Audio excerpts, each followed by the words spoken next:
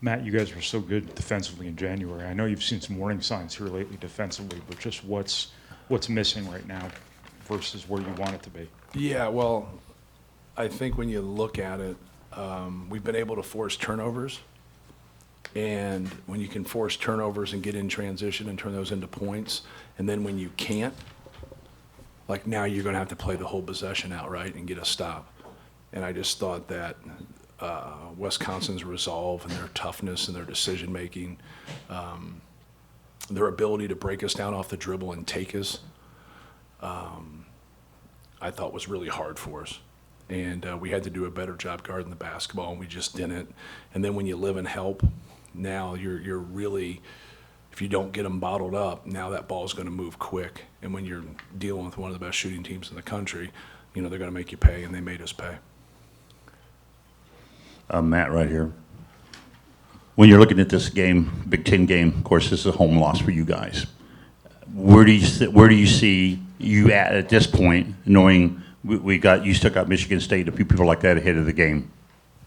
Well, you just move to the next game, whether you win or you lose. Like, obviously, you want to take care of your home court, and we didn't do that today.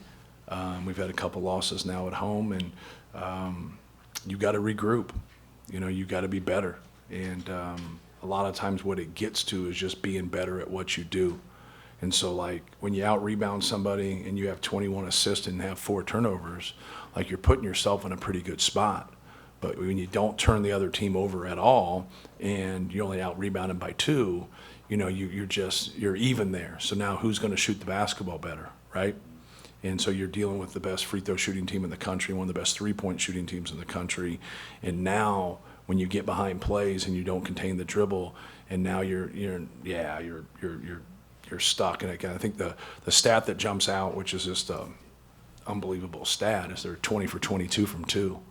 So, like, we try our best. Like, at halftime, they were, like, out of the possessions, and we go off of it, and we kind of scored. It's just not totally on possessions. But they were, like, 4 for 21 in possessions. Now, you can get a couple possessions within the same one. At times, if the ball goes out of bounds, we split them. So they were 4 for 21 when the ball didn't go in the paint. They were 12 for 13 in a positive play. So if you get in the paint and you get fouled, that's a positive play. You're 1 for 1. You get in the paint and you spray out and shoot it, that's another 1 for 1.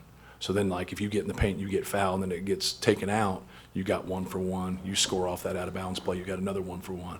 So that's how we just kind of score it. Just like, we got to live in the paint and we got to keep them out of the paint. So when we kept them out of the paint, good things happened in the first half. I haven't seen the numbers from the second half, but when we didn't, it was automatic. And so now when you look at that stat, that's something we really talked about at halftime. We had a couple,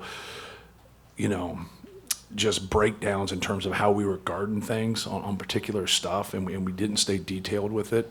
But we said, like, none of it matters if you can't keep the ball in front of you. Like, none of it matters. And if you do, you can't get beat to the middle of the floor, and they were living in the middle of the floor. So the guy on the ball's got to do a better job across the board, and then our team defense had to be better when we came to help to square the ball. We kept helping and giving them angles. And Tanji's is a tough guard. He does a great job of knifing in there and kind of long stepping and doing stuff. But, like, they had a lot of direct drives by other people too that we didn't get stopped. And you got to be able to, because they play behind the ball with big guys. And now when you jump stop, you got to push off and be able to switch that and read that. We had multiple breakdowns there in terms of how we wanted to guard it. When, to start the game, we did it 4 or 5 times exactly the way we worked on. And our concentration just wasn't very good. But I think great teams make you look that way. I think they got a special team.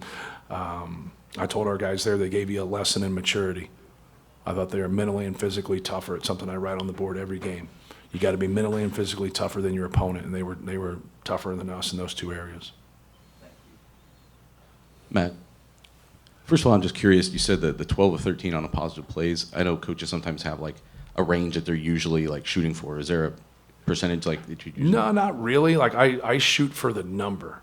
So, like, when you're 4 for 21 and a 12 for 13, normally you're not 12 for 13, and that's a negative, right? Because that's when the balls get in there.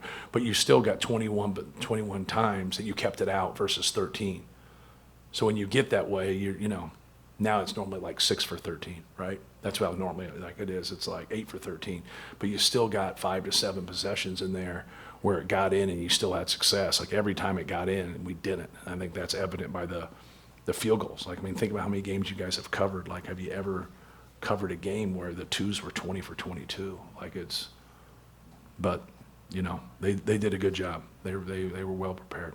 And you kind of started to answer this, but with Tanji, you know, early on, I think he had more air balls than he had baskets Yeah. through the first few minutes. Yeah. What did you see change that allowed him to just take Well, over? you know, he's a great scorer. Obviously, he's older.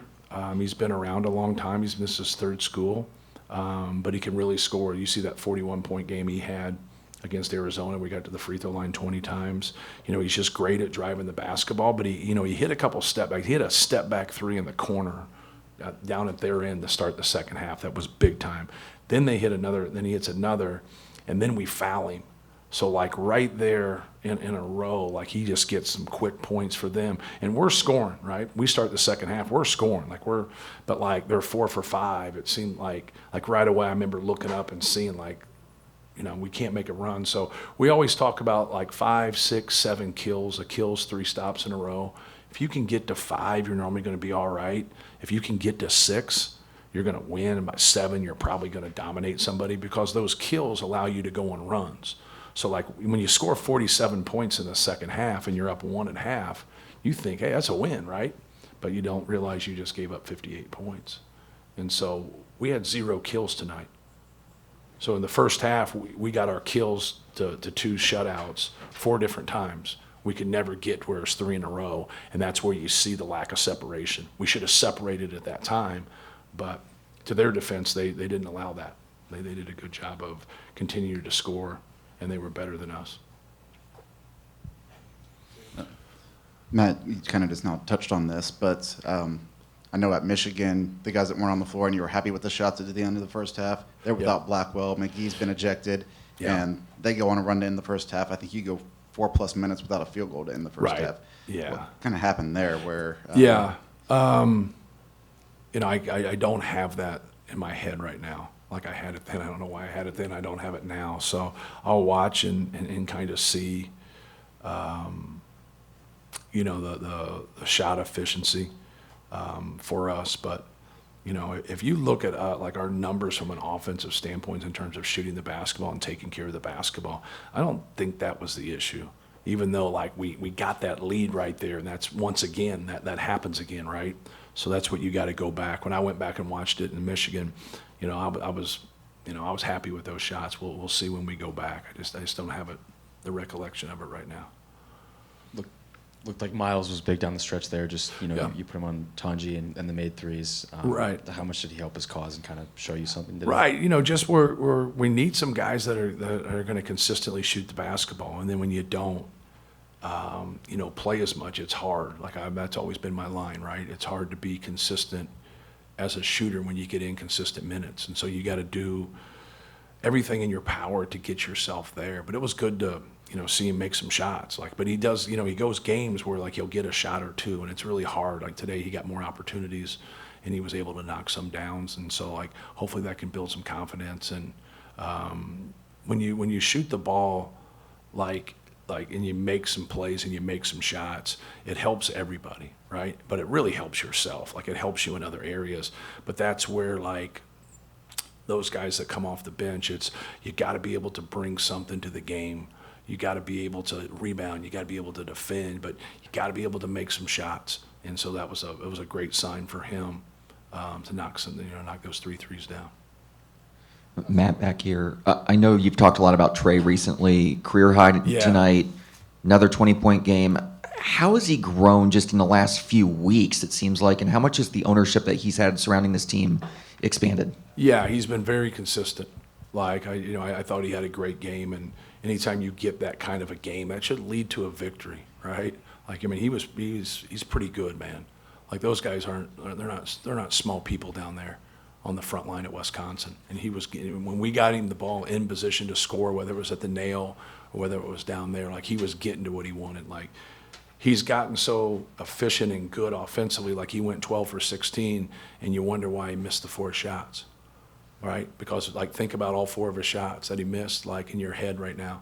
Like he didn't take a bad shot. Most people that take 16 shots, you're going to have a couple in there like, hey, I'd like to have those back. Like, he's missing every now and then some good shots, but like most of the time he's going to make 60 to 70% of those.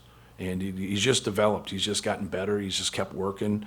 PJ's done a good job in terms of running stuff and putting him in positions. He needs space. And so, like, sometimes when they overdo that short roll, he found those guys and they got good looks there. We made a couple, we missed a couple. And that's what he has to keep doing, just like Braden. We always tell Braden the same thing, like, just keep trusting your teammates. Just keep making the right play, making the right decision. But no, he's been great. Like, he was fabulous tonight. I thought he did a lot of good things for us and kept us in the game. Matt, you mentioned them being more mature than you. You guys have a lot of experience that seem to uncharacteristically kind of frustrated mentally at points in the game. It's a good way of putting it. What do you attribute that to? Yeah, you're getting into February and you're competing. You're trying to jockey to get yourself in the best position in the NCAA tournament. You're trying to win a Big Ten championship, and it gets hard. But it's hard for everybody, right? It's hard for everybody, and you gotta have a resolve about you when you miss shots. You got to have a resolve about you and a mental toughness about you when you don't get the calls that you like. Whatever the adversity might be, you got to be able to push through that adversity and fight and then encourage other people. And so I talked to her afterwards. I just said, like, hey, you got to quit talking to officials. You got to quit showing body language. You got to quit being emotional. Like, there ain't nothing wrong with being passionate, but don't be emotional. Like stay with it, keep fighting, stick to our rules. We just didn't have the same discipline that they had. And you can go back and say they made more shots, whatever. But I liked their resolve. It was better than ours. And with that being said, like, I got to do a better job of getting them ready.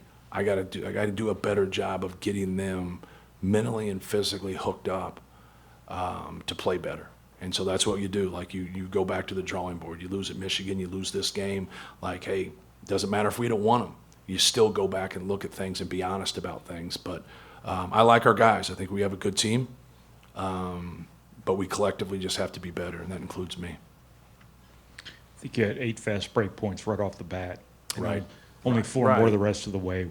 Yeah. Was that what kept you out of transition from there? Was that not getting stops? Yeah, and not forcing turnovers. That's the main thing. If you go and look the way, that's what we've improved on the most, is that we force turnover. We have forced more turnovers. And we were being active with things. Like, we were being into doubles on drives, doubles on post-ups, and then they just kept us spread and really did a good job of using their dribble. And so, like, now when you overhelp there on drives, now it gets you in a little bit different rotation on things. We just got to be better on the ball.